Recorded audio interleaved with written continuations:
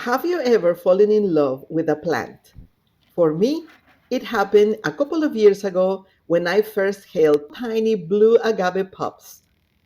They were no bigger than my hand, with skin so silvery blue, as you can see here. They look like little living crystals. I remember the excitement of planting them in pots, imagining the proud sculptural giants they would become. Little did I know this would be a journey of patience, learning, and then even a lesson in resilience. Today, the agaves are thriving mostly, but after a harsh winter surprise, we both had work to do. Let me take you through the highs, lows, and secrets to nurturing your blue agave from baby pup to a bigger plant. Blue agave, Agave tequilana, is a desert star, stunning, architectural, and surprisingly easy to love. They are native to arid regions. They are built for zones 8B through 11, which means in place like ours, zone B to 9A, they will push our limits, but they can still flourish with a little help. Let's start with the foundation.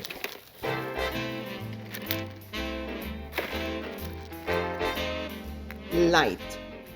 These plants crave full sun, at least 6 to 8 hours of sun daily. I set mine in a south-facing porch where the sunlight hits those blue leaves like a spotlight. The soil. The agaves hate soggy feet. I mixed cactus potting soil with perlite and sand, creating a gritty, fast-draining bed. Think quick release, not retention.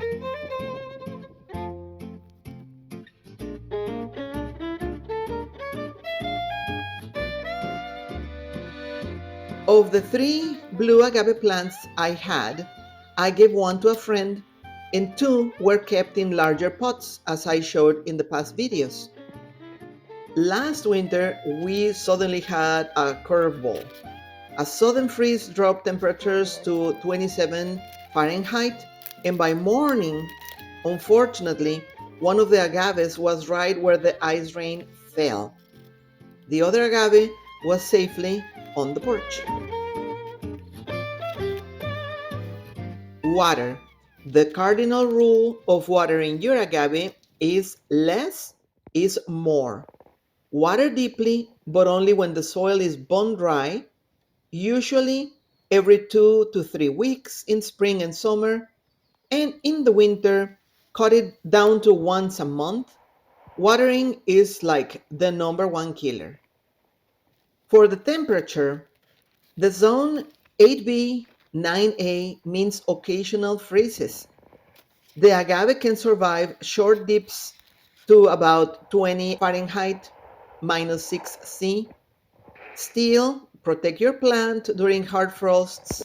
Move the pots indoors if you have it in a pot. Cover it with burlap or a plastic or some type of tarp with frost cloth.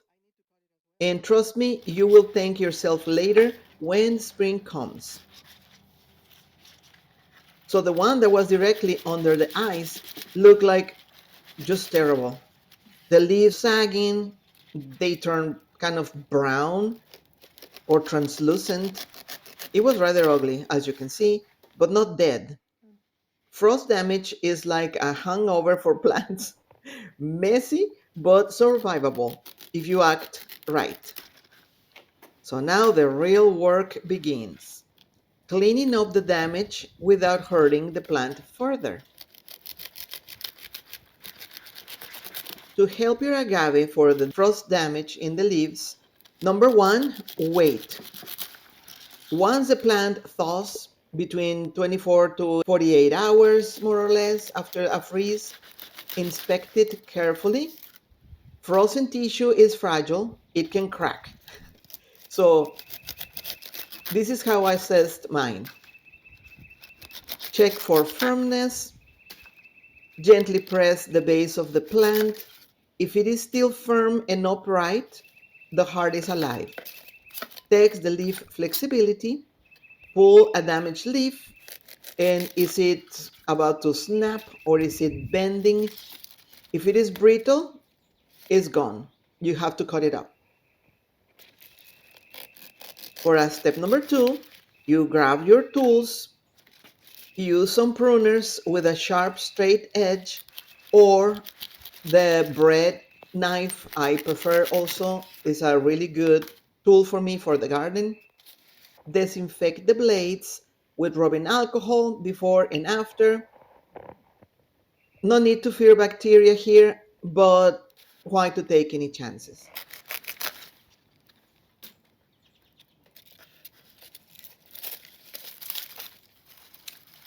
Step number 3, trim smartly. Start at the base, cutting damaged leaves close to the rosette, but not into the core. Work outward, removing the worst first. Don't rush it. 15 minutes a day feels less overwhelming than 40 minutes in a frenzy. Step 4, polish the edges. Frost damaged leaves, raw tissue can rot.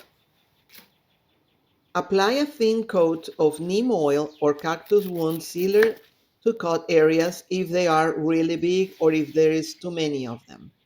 It's like a plant's version of a bandage.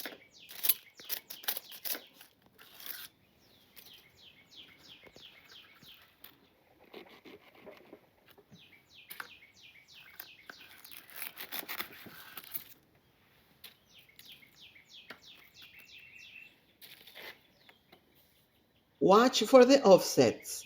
Those babies will tell you it's time to celebrate. Also, monitor for pests because a weakened plant, a frost weakened agave, will attract mealybugs or any other type of bug, especially if the soil is wet. And now comes the healing phase. Think of this as your agave's spa time.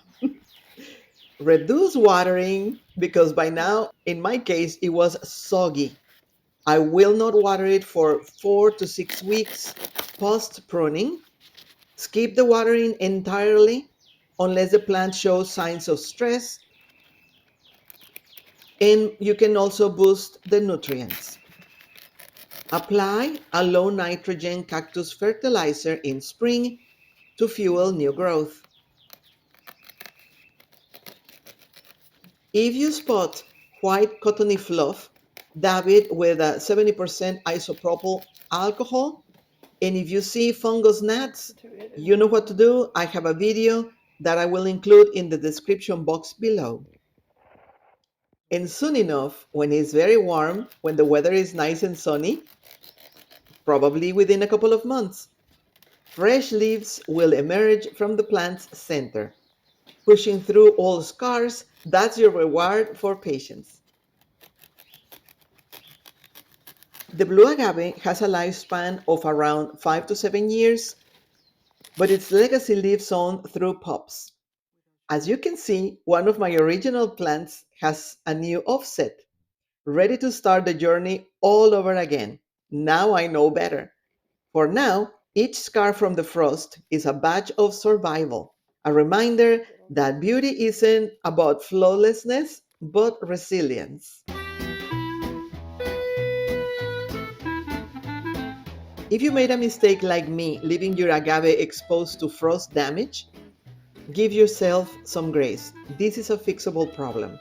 With clean cuts, careful hands, and a little love, your plant will wear its new crisp leaves like armor for seasons to come.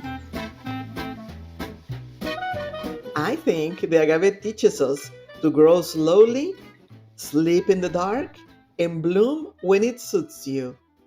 Even if you live in very cold areas, you can have an agave in a pot and you can move it in the winter or cover it well. Your blue agave will become the star of your garden.